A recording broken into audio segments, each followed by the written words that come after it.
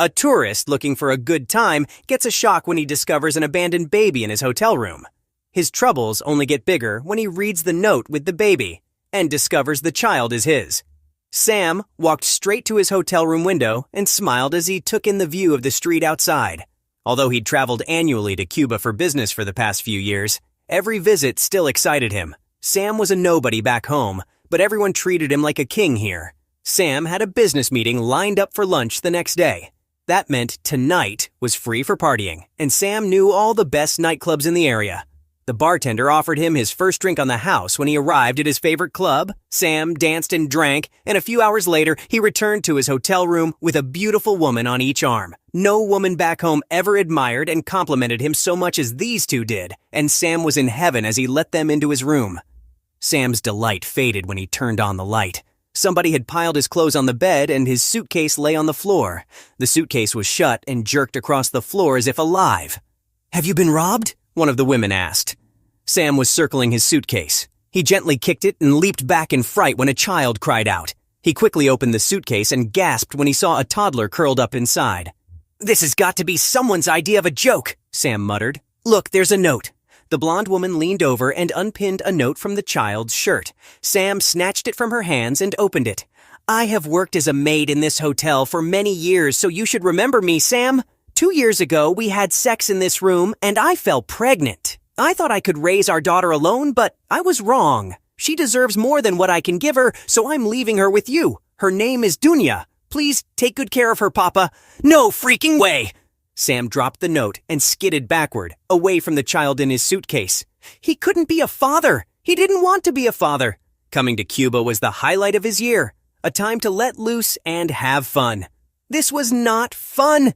The toddler reached out to Sam, fell over the edge of the suitcase, and burst into tears. Sam stared at her in shock while one of the women bent down to soothe the child. "It's okay, little beauty, you're—" "Phew!" The woman leaned back and flapped a hand in front of her face. "You are a stinky little lady. Something very bad has happened in that diaper. She needs to be changed." The second woman looked inside the suitcase. "There are no spare diapers here." "I'll go get some," Sam said. He would do anything to get out of that room and away from the child, but the woman stopped him. "You might not find diapers so easily in the stores here," she said. "I will take one of your shirts from the bed there and make a diaper for the child." "My shirt?" Sam stared at the woman in horror. "It will be fine. My sister has done this for her babies before." The woman smiled at him. "You may be lucky and find diapers at the store. You must also look for formula and baby food. We'll take care of the little one while you're out." Sam exited the hotel in a daze. In one day, he'd gone from a man looking for a good time to a father whose shirts were being used as diapers. Sam woke the following day when Dunya started pulling his hair. "Stop that!" Sam pried her chubby fingers off his hair. Immediately, Dunya's giggles turned to heartbroken sobs. "I'm sorry, please stop crying." Sam pulled a funny face at the child. "Look, Dunya, don't I look silly?" Dunya turned red in the face as she cried even harder than before. Tears poured down her chubby little cheeks. In desperation, Sam lifted her into his arms and started singing a nursery rhyme he'd learned as a child. Dunya's little fingers immediately went back into his hair. Sam couldn't take this much longer. He set Dunya down on the bed and gave her a stuffed toy he'd found when he went shopping the evening before. Then he rushed downstairs to the front desk. "Where is the maid with a toddler daughter called Dunya?" Sam demanded. "I need to see her immediately." "Ah, Mr. Sam," the lady behind the desk grinned at him. "I'm not sure who you mean. We have several cleaners on staff." Sam pulled out his wallet and removed a few bills. "Maybe this will help you think." "Okay, I think I can help you." The woman took the money from Sam's hand. "Elisa had a little girl. I think her name was Dunya." She held out her hand for more money. "Elisa doesn't work here anymore, but I might know what happened to her." Sam clenched his jaw and gave the woman more money. "That's all I'm giving you. Now tell me where Elisa is." She said she was going to the U.S. to become a designer. Her cousin lives in Tampa and promised to help her with immigration. "She's left the country?" Panic washed over Sam. Returning the child to her mother would be more challenging than he thought. He pulled out his phone and was about to search for the next flight to Tampa when an alarm sounded on his phone. He'd forgotten about his business meeting. "I need you to get me a babysitter and send them up to my room," Sam said as he rushed away. Dunya was lying on the floor crying when Sam returned to his room. He lifted her and choked when he smelled her diaper. "I don't have time for this!" Sam cried as he set Dunya down to change her diaper. "I don't even know what I'm doing!" Sam was late for his meeting. He returned to the hotel room in a terrible mood. After he paid the babysitter and saw her out, he lifted Dunya and looked into her eyes.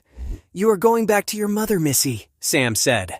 "I don't care if I have to pay child maintenance for the rest of my life. I can't look after you anymore."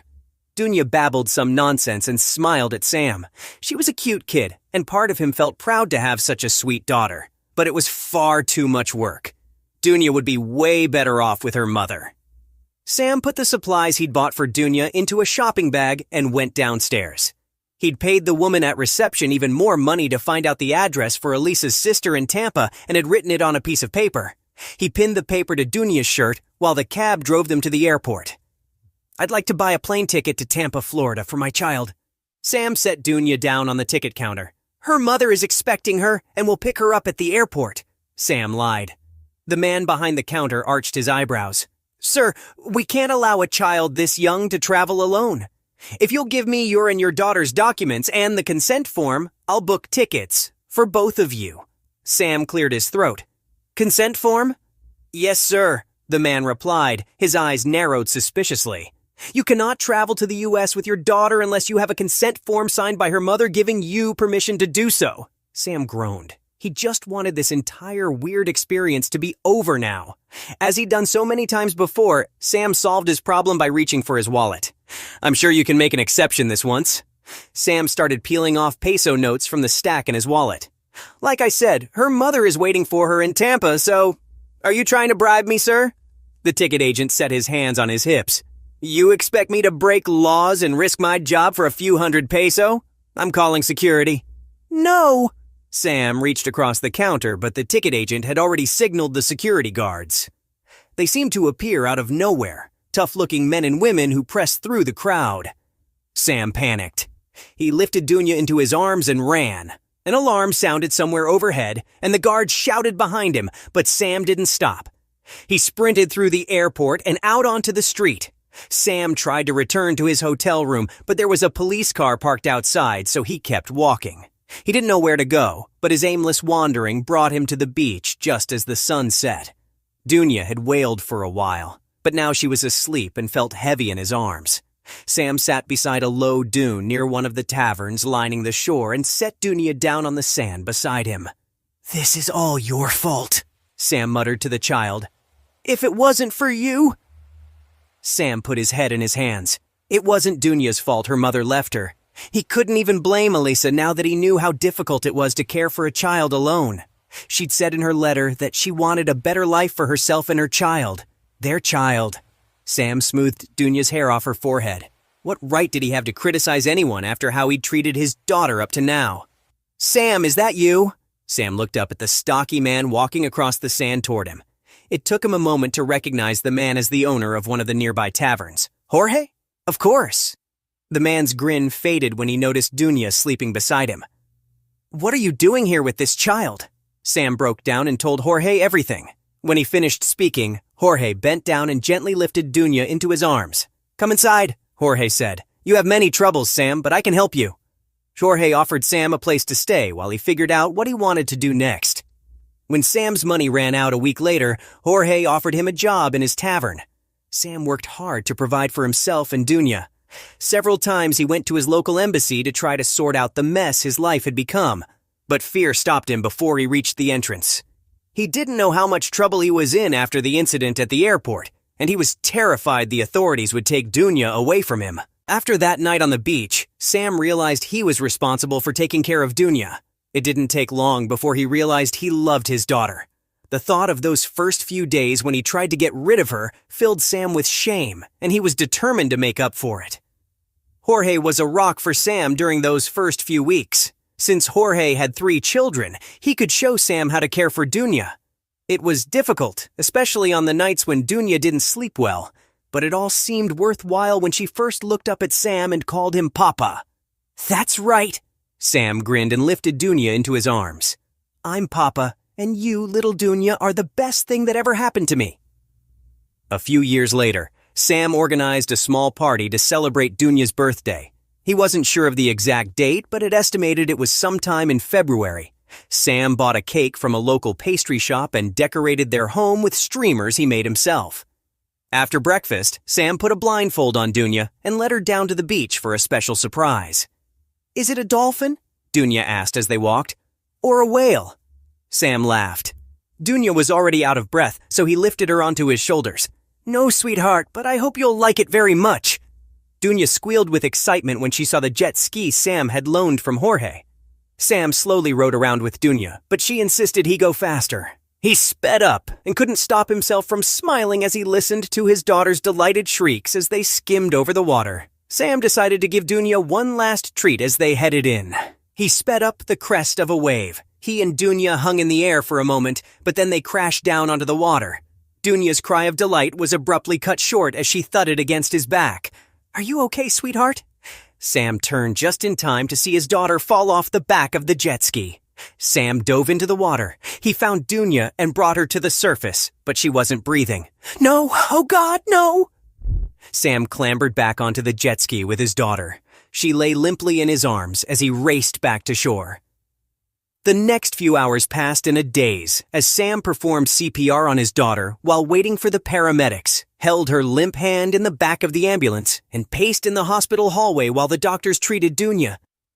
He couldn't stop thinking about how cold and limp Dunya had felt in his arms. What if he'd been too late? What if Dunya was gone forever?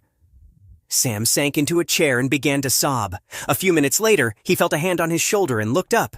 The doctor who'd taken Dunya away to treat her was standing over him with a serious expression. "Oh God, she's gone, isn't she?" Sam rose and gripped the lapels on the doctor's coat. "I just wanted her to have a nice birthday. I never meant for this. I never meant to kill her." "Your daughter is alive, sir," the doctor replied, "but her condition is very serious. During our examination, we discovered that your daughter has health issues affecting her lungs. This makes it difficult for her body to recover from today's incident." Sam couldn't believe what he was hearing. He recalled all the times he'd heard Dunya coughing at night or seen her struggle to catch her breath during a game with the other kids in the neighborhood. He'd never thought something might be wrong with her, but now he cursed himself for ignoring those signs. The more the doctor spoke, the bleaker Dunya's future seemed. She'd need regular oxygen treatments, lung function tests, and even regular intravenous therapy. "Will this cure her?" Sam asked. The doctor frowned. "Unfortunately not, but it will help her to live a normal life." A life filled with medical treatments didn't seem normal to Sam, but at least she was alive. He listened carefully as the doctor outlined the details of Dunya's long-term care. But then the doctor told him the most terrifying part: the cost. "I work in a tavern on the beach, Doc. How can I afford this?" "I'm sorry, sir, but I can't answer that," the doctor replied. A few days later, Sam brought Dunya home from the hospital. She was weak and needed to rest often, but happy to be home. Sam made her favorite meal for dinner that night, then read her favorite bedtime story. When Dunya was asleep, Sam stroked his fingers through her soft hair and wept. This situation was impossible, and it killed him that most of the problems he faced now were his fault. Cuban residents received free health care, but since he was in the country illegally and had no paperwork for Dunya, he was screwed. "I'll have to get a second job," Sam muttered. "Maybe Jorge knows someone who can help me." Sam tiptoed outside so he wouldn't wake Dunya and phoned his friend. After a short conversation, Jorge promised he'd ask around about a second job for Sam. When Sam reported for his shift the following day, Jorge was waiting with a smile. "I have good news, my friend," Jorge said. "Someone I know is interested in hiring you." Sam wore his best clothes to meet Jorge's friend a week later. The interview went well, and Sam returned home with a second job and new hope for the future. It all came crashing down when he spotted a familiar woman outside his home, a woman who bore a striking resemblance to Dunya. "You!" Sam broke into a run. "I know you! You're Elisa, Dunya's mother." The woman lifted her chin. "I've come to fetch my daughter." Sam stared at the woman in shock. It felt like forever wrapped itself into a single moment as he tried to process what she'd just said. Sam erupted in anger when it finally sank in that she intended to take his daughter. "You're crazy!" he shouted. "Do you think you can just abandon your child and then come back here 5 years later and take her away from me? I had no choice. I couldn't take care of her then, but I can now." Elisa jabbed her finger at Sam. And you have no right to keep her away from me. You have no right to return here and pretend like you care. Sam grabbed Elisa's arm and marched her away from his home. Elisa left that day, but it soon became apparent she hadn't given up. Sam received a summons to appear in court soon afterward. He spent hours pacing his sitting room with the summons in his hand and thinking of ways to escape his situation. The following day, he discussed the matter with Jorge and asked if he knew someone who could help him and Dunya disappear. Jorge put his hands on Sam's shoulders. I've been happy to help you all of these years, and I truly consider you a friend. But I think it's time you stop running from your problems. It was hard for you when Dunya came into your life so suddenly. You made mistakes because you weren't thinking clearly, but this is your chance to do things the right way. Sam sighed. But I'm scared, Jorge. What if I lose and Elisa takes Dunya away? Any court will see that you've done everything possible to raise Dunya well, Sam. Why are you scared to face up against a woman who abandoned this child when you've been such a good father? Sam smiled. You're right, and once I'm awarded custody of Dunya, Elisa will have to give me her documents. A wave of happiness filled Sam's heart. She'll be able to get free medical treatments then, Jorge smiled. See, this is a blessing, Sam. Sam walked into the courtroom full of confidence, but Elisa's lawyer quickly ripped it to shreds. Sam tried to remain stoic as the lawyer described his past as a womanizing tourist and told the court Sam had stayed in the country illegally for the past few years. The lawyer even presented a police report for the time when he tried to buy Dunya a plane ticket to the U.S., but the worst was yet to come. How do you even know this is your child? The lawyer asked Sam. Did you have a DNA test done? Sam gaped at the lawyer. A DNA test? Somehow it had never occurred to him Dunya might not be his child. Once he accepted responsibility for her, all doubt he'd previously had evaporated. Sam shook his head. The judge immediately ordered a DNA test. When the session convened a few days later, the judge announced that Sam was not Dunya's father. Sam stared at the judge, his mind blank as a wave of disbelief swept over him. Then he leaped from his seat. But I raised her! Sam's lawyer had grabbed him, and he struggled to break free. I've done everything for her these past 5 years, and they've been the best years of my life. She is my daughter because I love her, no matter what your DNA test says. The law doesn't work that way, sir. The judge tapped her gavel. I hereby award custody of the child to her mother. You, sir, will be arrested awaiting deportation. No, please, Sam cried. Let me just see her one more time. The judge agreed to let Sam say goodbye to Dunya. A police officer escorted him to the room where Dunya had been waiting with a court-appointed childminder. When Dunya found out she would be living with her mother, she burst into tears and went straight to Sam. Don't leave me, Papa! Dunya cried. Sam lifted the little girl into his arms and held her close. I love you, sweet Dunya, and I don't want to live without you in my life, he whispered. Elisa stepped forward to take Dunya. The girl started crying, but soon her tears turned into breathless rasps. She stared into Sam's eyes as she fought to breathe. Stop! She can't breathe! Sam screamed. Elisa released her hold on Dunya, and Sam wrapped the girl in his arms. Tears rolled down his cheeks as he tried to help her. He heard someone calling for an ambulance as Dunya reached up and put her hand on his cheek. Papa's here, sweetheart, Sam whispered. He looked up at Elisa and said, Please don't do this. Don't take her away from me. Share this story with your friends. It might brighten their day and inspire them.